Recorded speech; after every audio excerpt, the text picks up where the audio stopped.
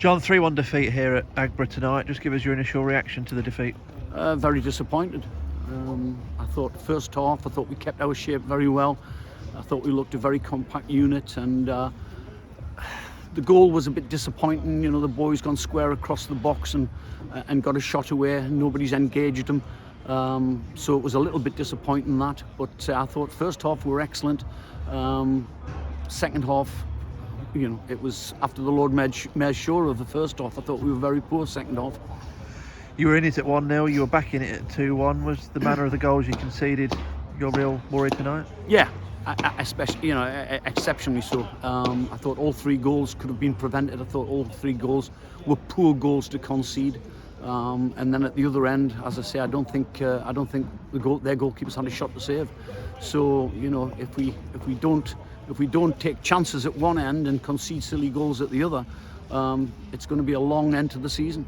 You had got yourselves back into it. James Hansen came on, had an impact, forced the save, and Danny Elliott on the spot took it away. His 4th goal in 5 since you've been here. Yeah. I mean, we all know Danny's ability, and James made a tremendous difference when he went on. Stopped things coming back at us. He flicked things on.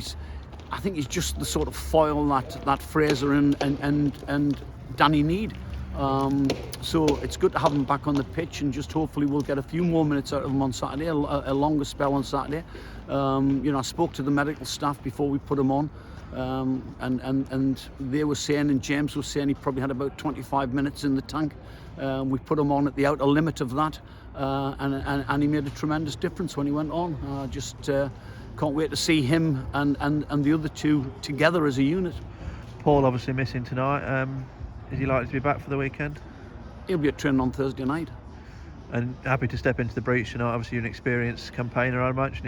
It's nothing new for you. Well, not happy because I've got a colleague who is ill, and I would rather not have to step up. But that's my job, I suppose, as assistant manager. That when I'm called upon to do that, to be prepared to do it. And yeah, it was turning back the clock a little bit, I suppose. But it would have been nice if we'd got a win. But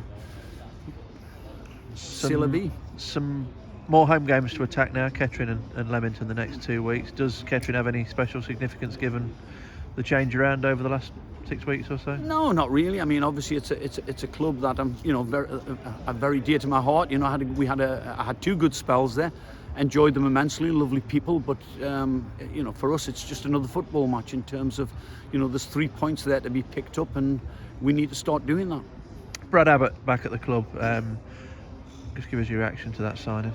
Yeah, great. I mean, everybody knows what Brad's about, and I thought he tired a little bit towards the end. You know, he's a little bit short of match practice, and it showed perhaps the last 10 minutes when we brought him off. But, Brad's a good player, and we're expecting big things from him.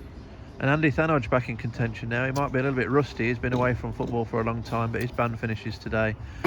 Jake Wright Senior not too far either. So you are getting some bodies back. Absolutely, we're getting some bodies back, and we're getting some quality players back. But we've spent a long time without them, so it'll be nice to get them back on the grass.